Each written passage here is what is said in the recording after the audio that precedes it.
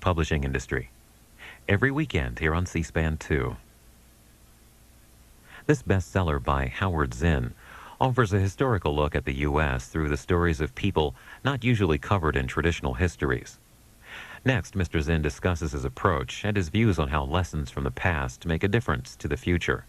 He spoke at the San Francisco Bay Area Book Festival, and he's introduced by board director Cheryl Fullerton. Okay, it is my great pleasure to introduce Howard Zinn, a respected professor, historian, and author of the landmark A People's History of the United States, 1492 to the present. He has taught at Boston University and Spelman College. Would you all please join me in welcoming Howard Zinn?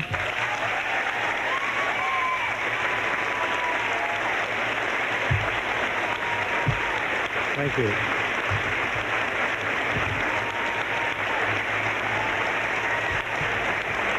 Yeah. Thank you.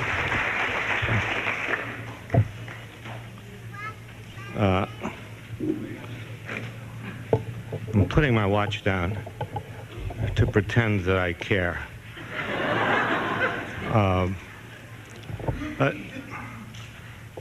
I don't know how much you know about my book or what's in the book. Maybe you know everything that I have to say to you, but I will talk about my book because I don't know what else to talk about. I'll tell you how I came to write it and why I came to write it in this funny way. And I wrote the book in the sort of late 1970s, I guess when I had some breathing space after the anti-war movement. During the anti-war movement, we were all doing all these furious things. Many of you know this. The war was the center of our lives, and we were running around the country and doing this and that, and there was no time, certainly no time to write a 700-page book. So I was putting out little things, a 125-page book called Vietnam, The Logic of Withdrawal, and a 100-page book called Disobedience and Democracy. No more time. But now I had time, so I decided to write what people had been looking for, or at least people would approach me and say, you've been teaching American history and so on. Can you recommend a good one-volume history of the United States from a radical point of view? No. Well, not really. I don't want to go into bibliographical detail about what there is and what there isn't, but not exactly, But these were the demands that came out of the movements of the 60s. Because out of the movements of the 60s, people were looking for something different. People were remembering the kind of history they had learned in high school and college and was thinking, this doesn't fit what I see in the world today. And so they were looking for something. And so I decided to write something to fill that need. Now, clearly, those of you who know the book I know that I came to that history from a very definite point of view. And I guess this was because when I began to study history, when I decided that's what I would do, I would write history and I would teach history, I already knew that I was not going to be a neutral teacher. I was not going to be a neutral historian. I have a memoir called, you notice how I'm advertising all my books? Isn't this a book festival? Yeah, I have many more. You'll hear many more things like that. And I'll just try not to mention other people's books. But I wrote a memoir called You Can't Be Neutral on a Moving Train. And then the idea of it came from things I would say to my classes at the beginning of the class. I would say, now look, this is not going to be a neutral class. This is not going to be one of those classes where you spend a semester or a year with a teacher, and at the end of the semester, at the end of the year, you have no idea where this teacher stands on the important issues of the day. We've all had teachers like that, right? There are a lot of them.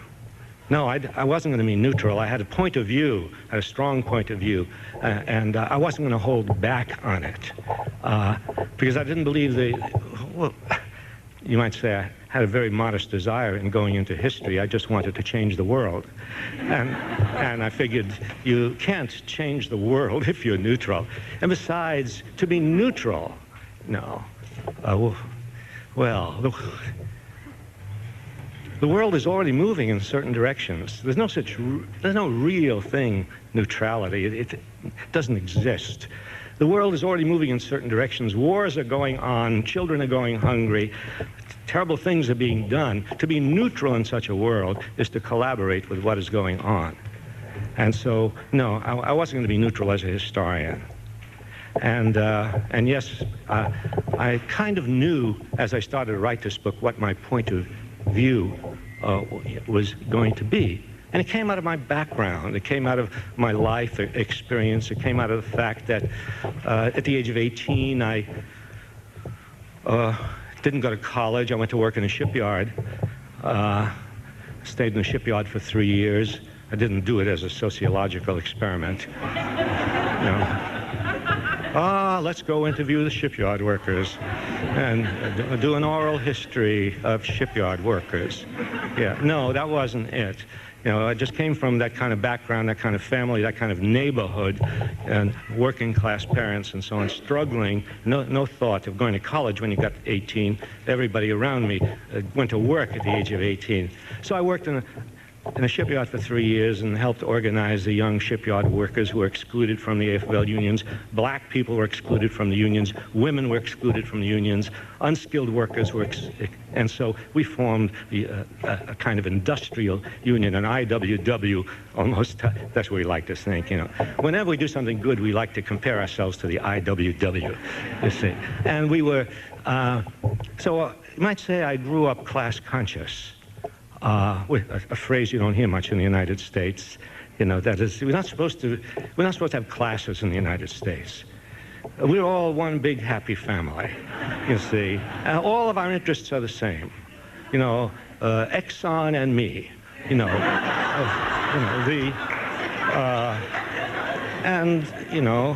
the founding fathers and all of us, the very, name Founding Fathers, we're related by blood to those slave owners who sat in on the making of the Constitution. Yeah, no, we're not one big family, despite the attempts on the part of the establishment to draw us all in to this net and say our interests are one. You hear them talking about, is this in our national interest? Is this in the interest of national security? Actually, it may be in the interest of somebody's securities, but not in the interest of national security, you see. But all these phrases are supposed to envelop us all in one common bond of interest, and thus hiding the fact that we are a society of many different interests, of people who are rich and people who are poor, and a lot of people in between who are nervous.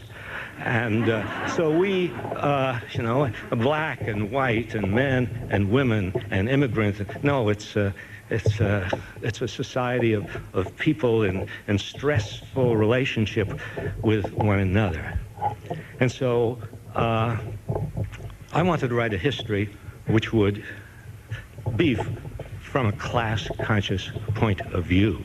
I wasn't going to write about the Founding Fathers and the making of the Constitution and glorify the Constitution, which was written by 55 rich white men in Philadelphia. I wasn't going to do that, even though, I was taken aback for a moment when, Ronald Reagan, during the bicentennial year of the Constitution, 1987, Ronald Reagan wrote an essay.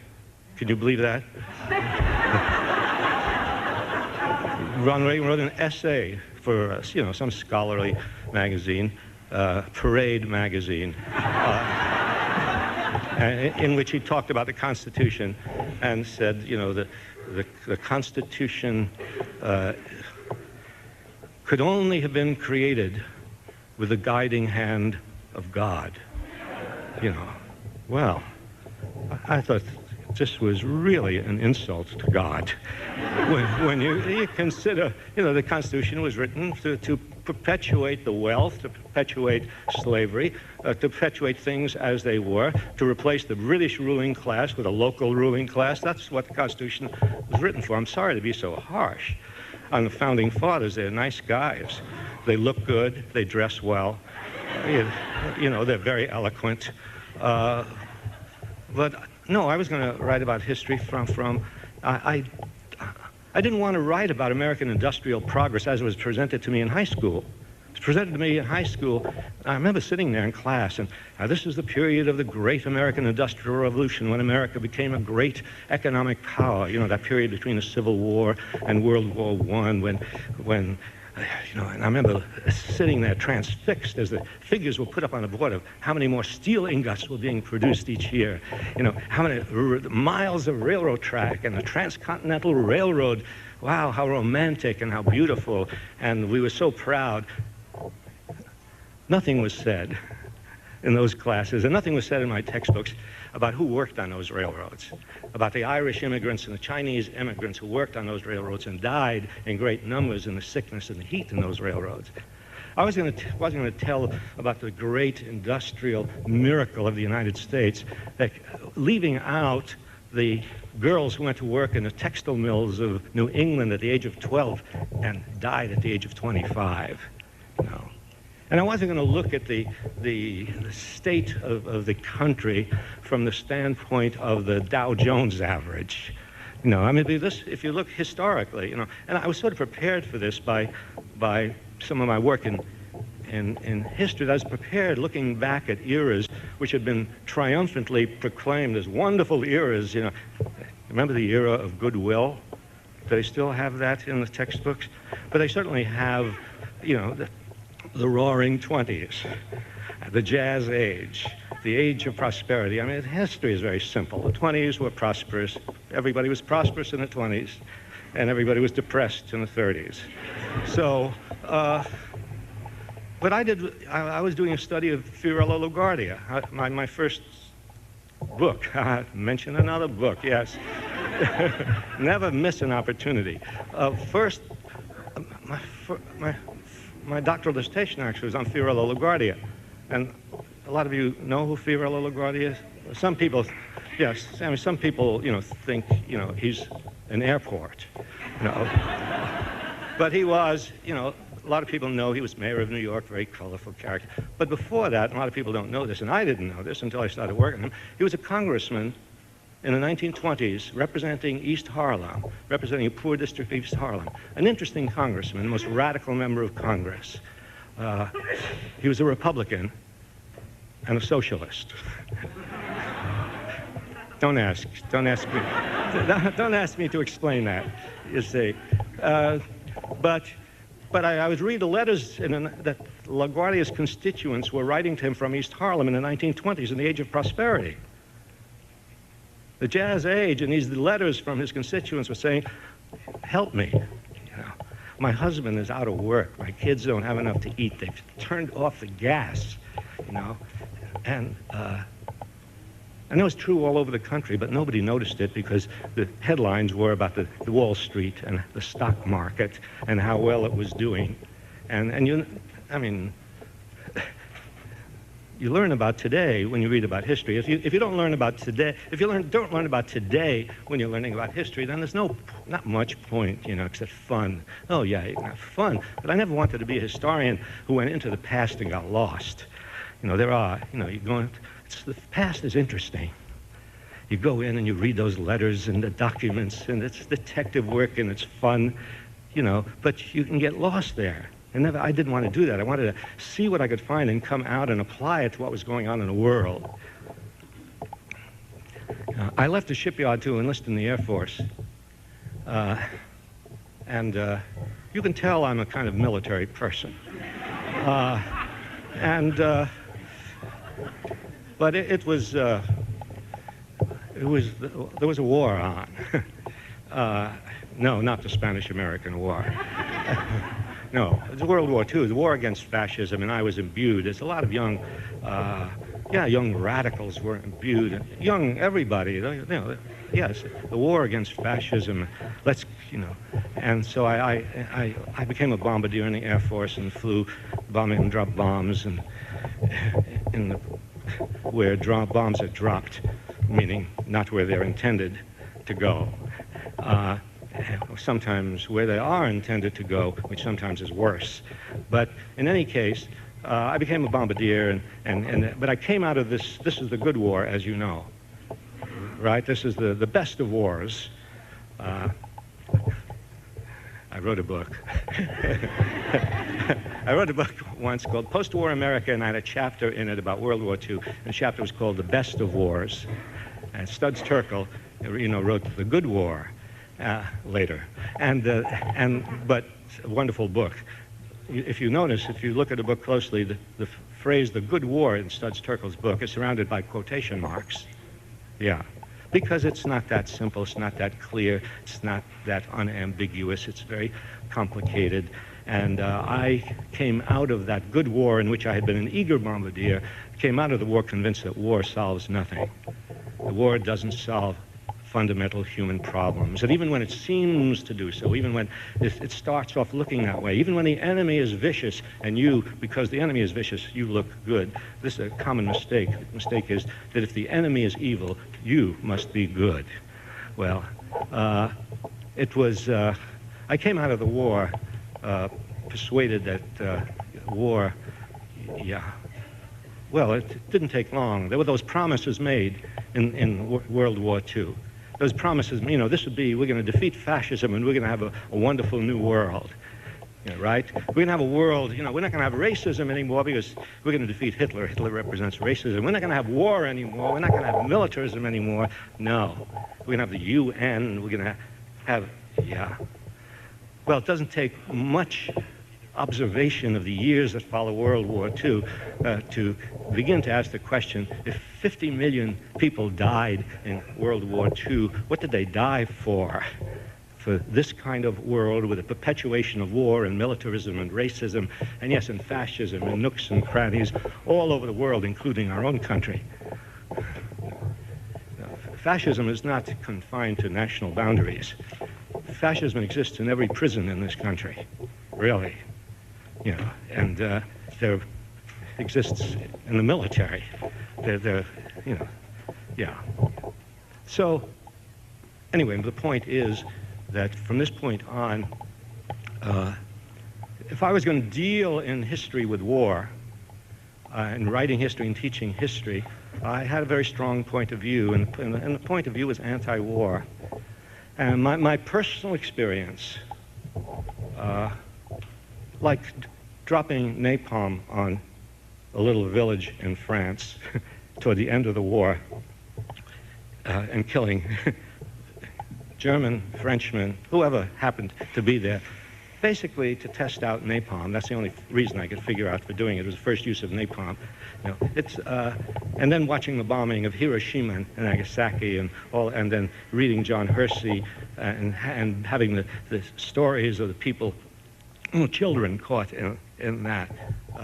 No, I wasn't going to be neutral on the question of war. And I wasn't going to look at war from the standpoint of the statesmen and the decision makers, the generals. I was going to look at war from the standpoint of the GIs and the soldiers and the young men cajoled and coerced into going to war. I also wanted to look at war from the standpoint of the other side. Yeah, and this is something you don't think about. Let's look at war from the standpoint of the enemy, the other people, right? Let's look at the Mexican war from the standpoint of the Mexicans. Well, when you look at the Mexican war from the standpoint of the Mexicans, well, here we are. We're in Mexican territory. I mean, right? This was part of Mexico, and we stole it. I mean, there's no other word for it. We provoked a war with Mexico so that we could take half of Mexico. Some people thought we were being moderate. We should have taken all of Mexico. But no, we took... No, I wanted to tell a story of Mexico, of that war, yeah, from the standpoint of the GIs who woke up one day, American immigrant kids who just for the same reason that most young people join wars, join out of desperation and need and desire to get ahead or whatever, and then find themselves in a bloody mess which they don't want any part of. And so they began deserting from the American army in the Mexican War. From their point of view and from the point of view of the Mexicans. And so, it was my experience, and it was history also. When I looked at the history of wars, and the history of America's wars, I know there are good wars and bad wars. Good wars and bad, we have these lists, right? Good wars and bad wars. I had a student once who wrote, they treat wars like wines. This is a good year, this is a bad year. He said, but war is not like wine. War is like cyanide. One drop and you're dead. And all the experience of in all the other wars since the war to end all wars, since World War II, sort of confirmed what I felt about war, and of course right up to this very day.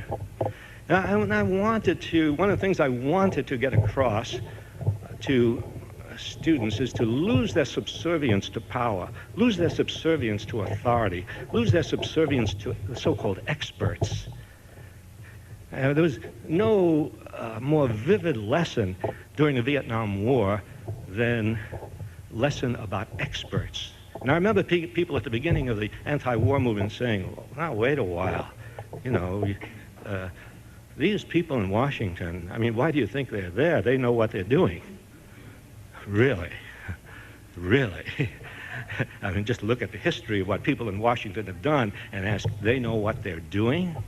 They can be Phi Beta Kappa, and they were in the Kennedy and Johnson administration. They were the best and the brightest. They were the smart, right? And they engaged in the most stupid and most immoral set of actions that we've had in the history of our country for a long time.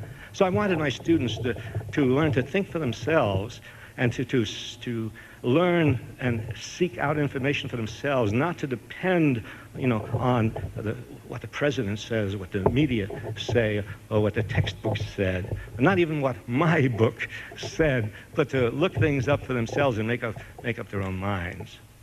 So, and then after I'm continuing my little autobiographical romp, you see, year by year, it'll only take a few hours, and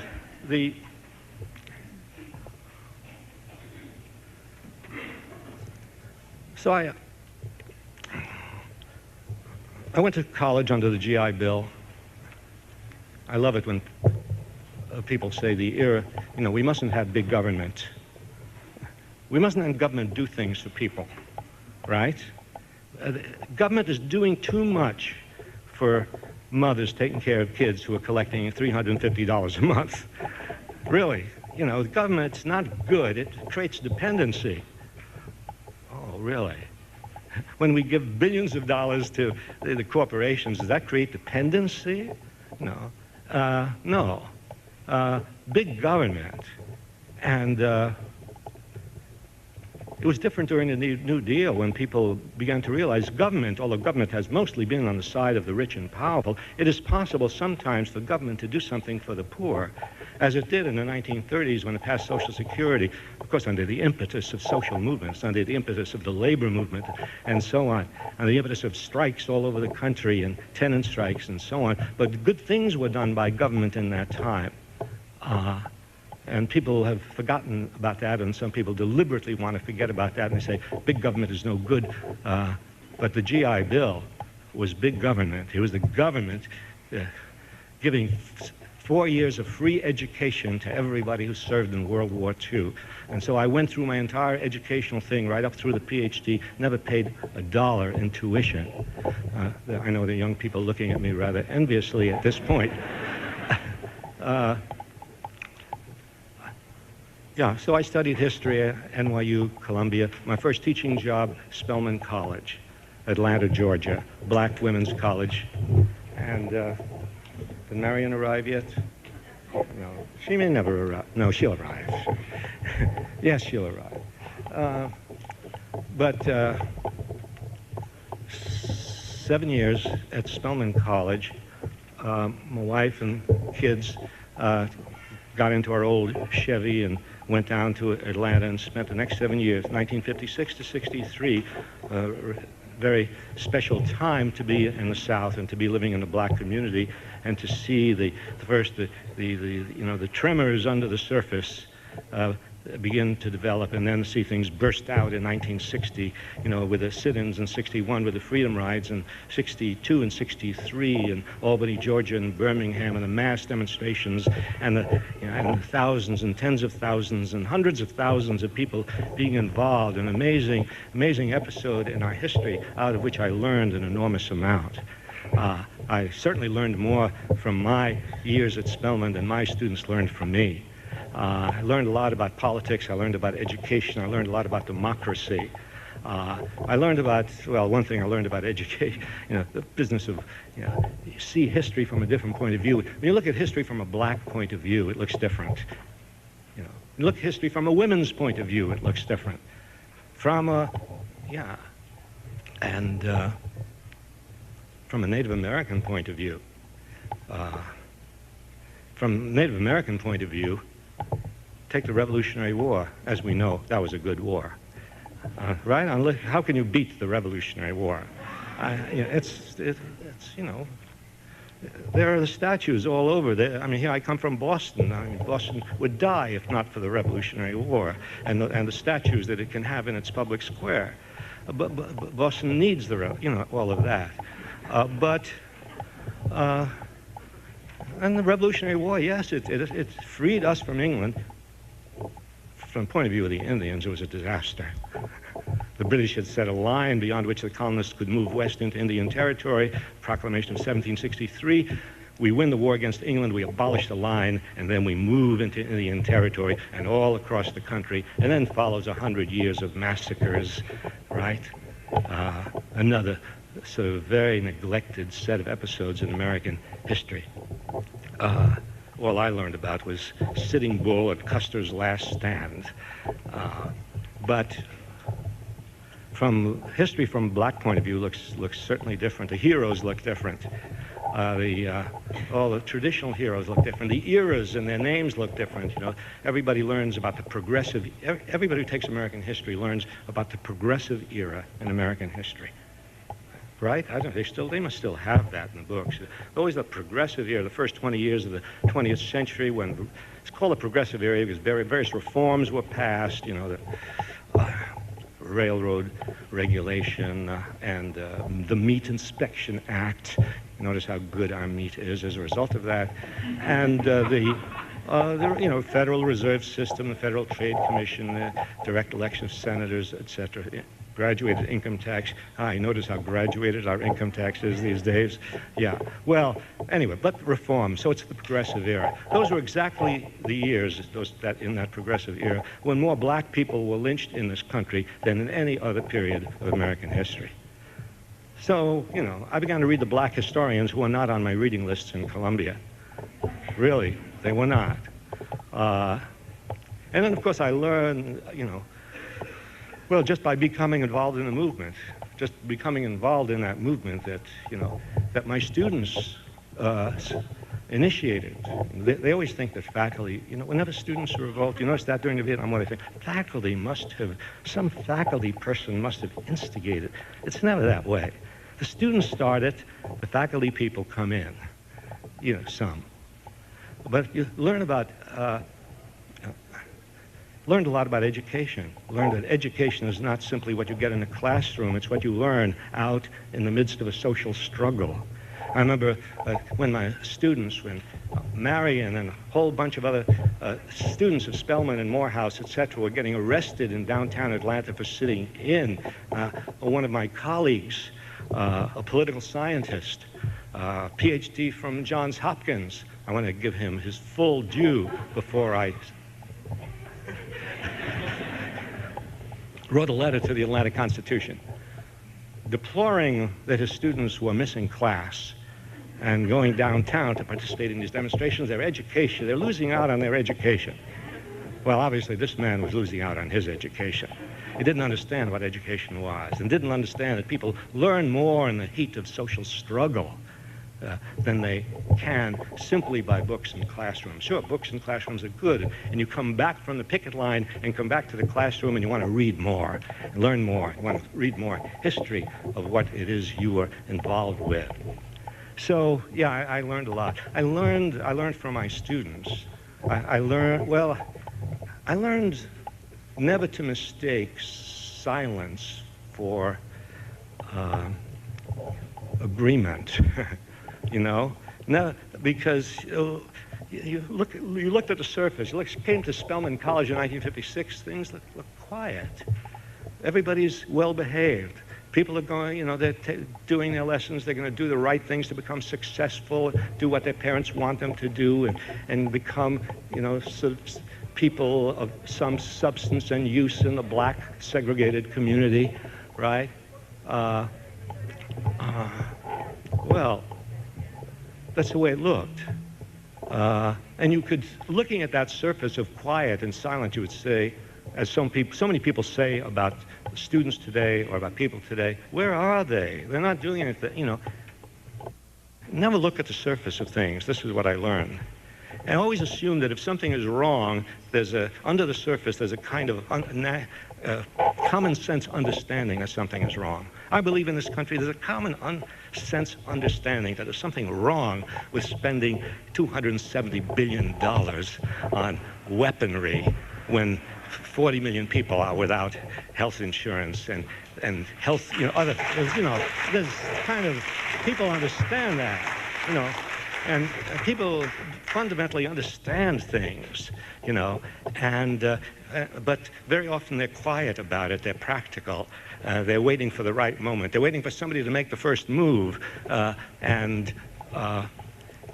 so, you know, at a certain point, my students at Spelman burst out, you know, of that silence, and they and young people and older people all over the South, black people all over the South, just galvanized the country and the world and embarrassed the U.S. government into finally doing something.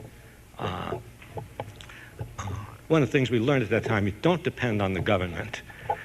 Don't depend on even the most liberal government. I mean, we had liberal governments and conservative governments. We had Democrats and Republicans for 100 years in this country after the passage of the 14th Amendment. The 14th Amendment was supposed to guarantee racial equality, and it didn't matter who was in power in Washington. They didn't do a thing to enforce the 14th Amendment until black people in the 1950s and 1960s came out en masse and embarrassed the government of the United States into doing something. And that was when democracy came alive.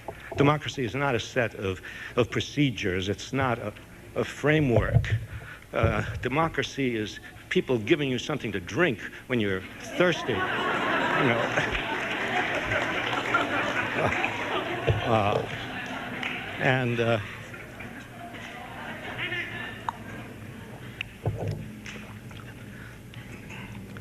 So, yeah, democracy came alive in the 60s. No, democracy, as I said, is not, you know, it's not what we learned in junior high school. This is democracy. I'm going to put it on the blackboard. Here are the three branches of government: executive, legislative, judicial. Here's the Constitution. That's democracy. A vote every 4 years. That's democracy. No. If we depended on that, we would be lost more than we are. The thing that changed things, to the extent that they did change for black people, for working people in this country, for women, for disabled people, for people against war. The government of the United States did not initiate any of the things that were necessary to remedy those grievances. People had to go out and create movements in order to bring that about. And then, if the movement became strong enough and loud enough and persistent enough, then the government responded. So that was the lesson of democracy.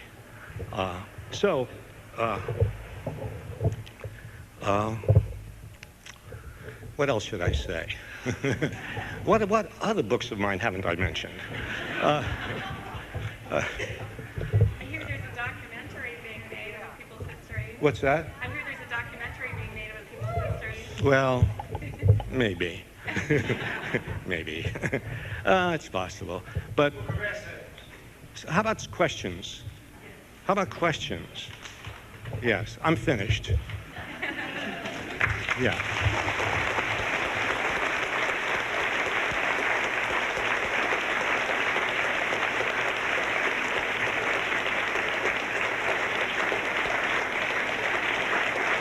Thank you. Yeah. There's a microphone set up back there. There's a microphone set up right back there in case people can't project. Oh. Is it bad if people speak from their seats? Yeah? Does C-SPAN not like that? I mean, who do you think we're doing this for?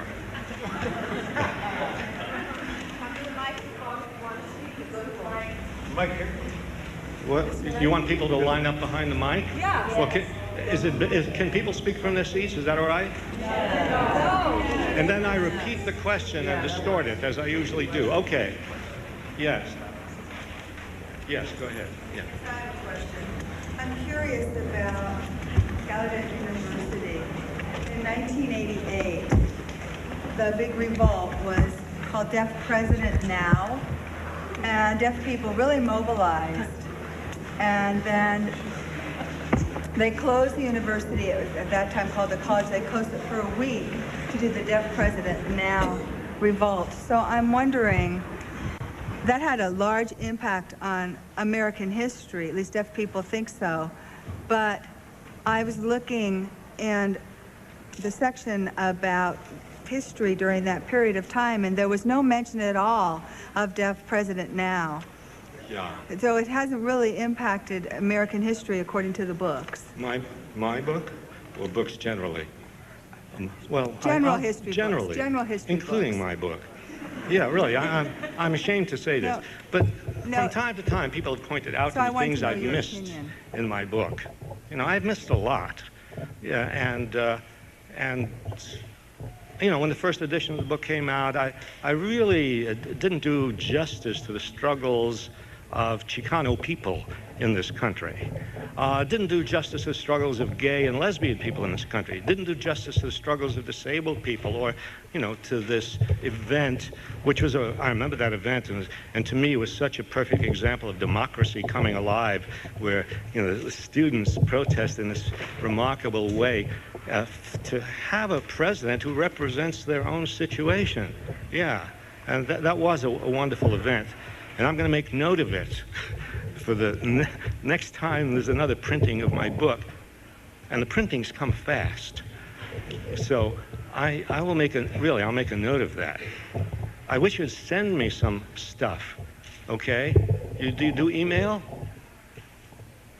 Do you do email? No, I'm not a card person. No, I'm not.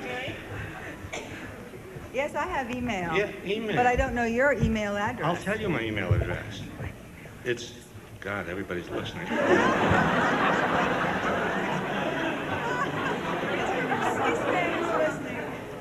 Don't listen.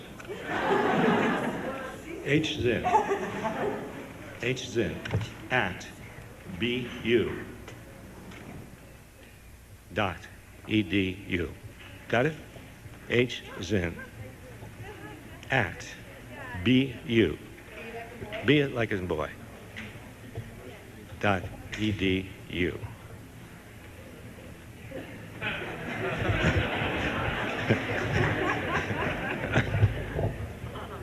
Yes. Many of us thought that the World War II was just another imperialist war being fought between two powers trying to capture territory. But then after World War II, seeing what Hitler had done, seeing what the role of Hitler had been, some of us began to think about that war as maybe it had been necessary to fight in it. I just wondered whether you had changed any in your estimation. Do you want me to repeat? Do I have to repeat that? Oh, yeah. She's asking me the most difficult question that I get that question a lot, and it is, if I could know in advance that a person would ask that question, I wouldn't recognize them. Because this, but there it is, it's out. She was asking me about World War II and saying that she started off with the notion it's an imperialist war, imperialists on both sides, but then with the stories of the death camps, when the Holocaust and all of that, she changed her mind about the war. Well, the reason I say it's a tough question, because it's very, very complex, and, let me say this, something had to be done about fascism, right? Something had to be done about Hitler. The only question is whether it had to be done in the way that it was done, and whether it didn't come late, late, because the main concern of the nations fighting the war was not the Jews and not racism and not militarism. It wasn't their concern, but it's true that even, there are unintended consequences of bad intentions, right? And so the thing I would come away from, I'd say World War II is complex. We did not have to kill huge numbers of civilians in German cities, and we didn't have to drop the bombs on Hiroshima and Nagasaki, and I didn't have to drop napalm on this little town in France. So something had to be done about fascism, and the question that's left is, was there any way to fight against fascism without, at some point in the war, beginning to duplicate the atrocities of the other side? That's a big question, and it's a very unanswerable question, because it's all gone. I'll just say one more thing. The problem with World War II having such elements of goodness and questioning about it, the problem with it is the ambiguity of World War II. The problem with that is that to the extent that World War II can be seen as a good war, it casts a soft glow on every war that has followed since, wars which don't have that ambiguity, wars which are crass imperial wars. But World War II is used as a metaphor, and it's used to justify Korea, Vietnam, the Gulf War, Kosovo. They pull it out every time, to help them justify unjustifiable killing. So World War II is past. The real question is, how do we react to the wars today, and how do we react to the wasting our enormous national treasures on preparation for war? Yes.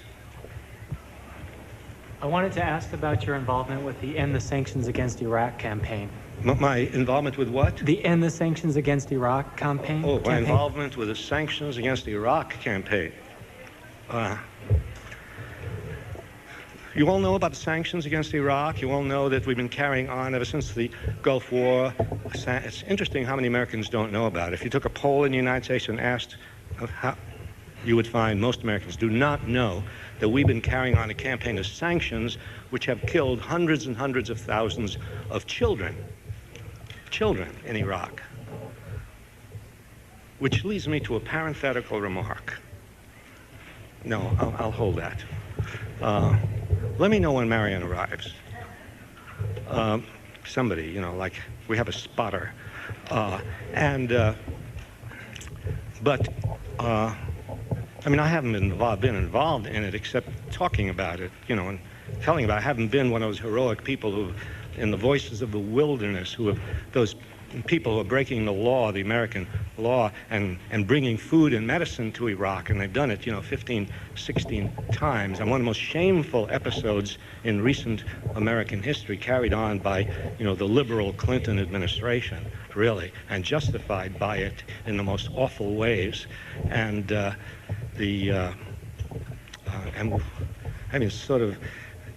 there's an enormous disproportion of attention to atrocities depending on what the people in power want us to pay attention to.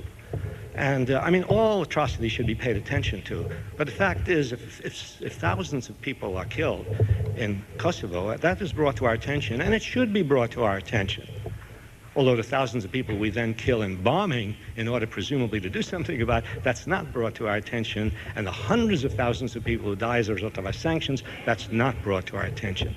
We have a real problem in getting past what the media tells us is important and deciding for ourselves on the basis of searching out independent sources of information, deciding for ourselves what really is important. I don't know what else I can say about it.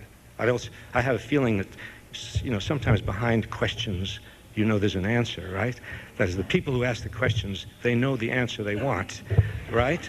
And I feel there's an answer you wanted which you didn't get. Am I right? No, I saw your name in the newspaper with many other scholars, and I just wondered how you got involved with the issue. Well, you wonder how I got involved? Yeah. That's easy. Getting involved is easy. You know, people get to know after a while who would get involved in such a thing, you see? And, you know, if I can, you know, be on, you know, the list of American airlines or whatever, I can certainly be on the Stop Sanctions Against Iraq list. Yes. Oh, there's a man way back there who's held his hand up for a long time. Why is it so extraordinarily difficult for either the government and or private enterprise to provide at least sufficient shelters for the homeless, particularly in our urban centers? Because I recall some time ago a man who wanted to open up, I think, a deserted post office warehouse right next to the White House, and he had to fast. And he finally got on TV, and somehow the federal government opened up that warehouse for temporary shelter. I mean, again, along with your point about 444 million people not insured in our country with health insurance, it's very shameful that we cannot provide at least shelter for the homeless. Is it not? I mean, well, that's obvious. Is it not shameful? Yes. That's an easy one, Yeah. right? Is it because the politicians... Homeless people don't vote, right? Yeah. And a lot of, you know, and therefore and very often, you know, the people who are the most aggrieved, most harassed, have the least resources to fight back, and therefore they depend on the rest of us to speak up for them, like prisoners in jail who are not in a position to fight back, you know, and and they need people on the outside to advocate for them. And the same thing is true of the homeless. It's, you know, instead of asking, oh, sure, we should ask, why isn't the government doing this? And we should ask, you know, why aren't the people who have homes speaking up in loud voices for the homeless? You know. Who's had a hand up for a long time? Go ahead.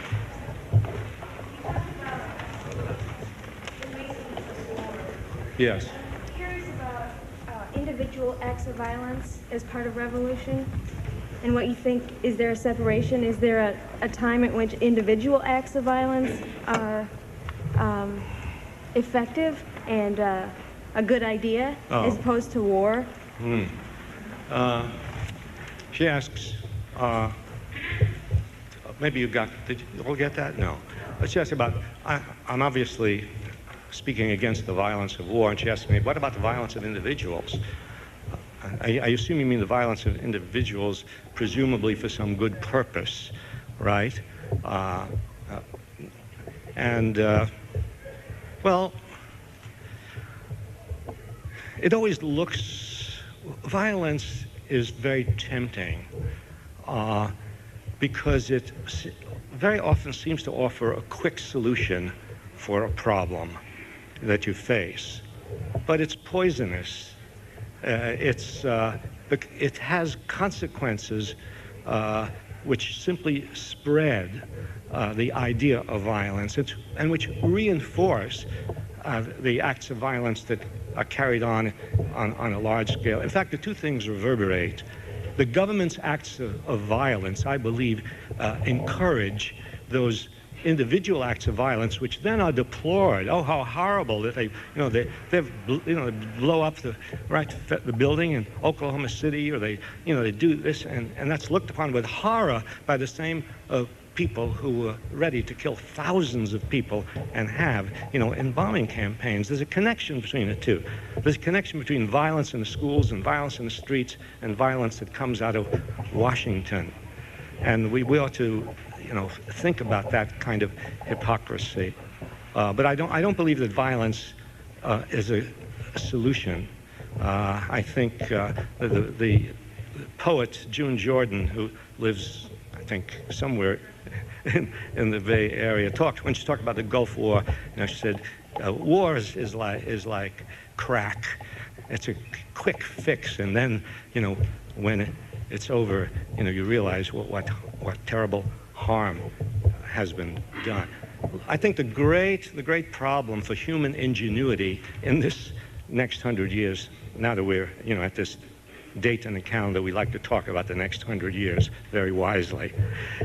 But I think that, the problem is how do we solve the fundamental problems of hunger and disease, and injustice, and how do we do it without killing large numbers of people?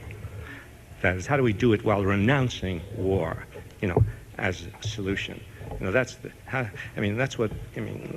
what human ingenuity should be used for.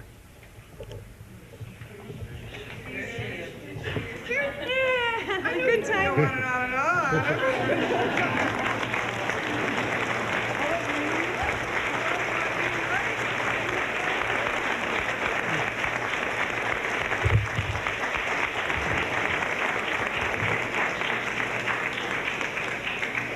I didn't want her to miss my talk. Okay, I'm starting over. I'm going to do the whole thing over again.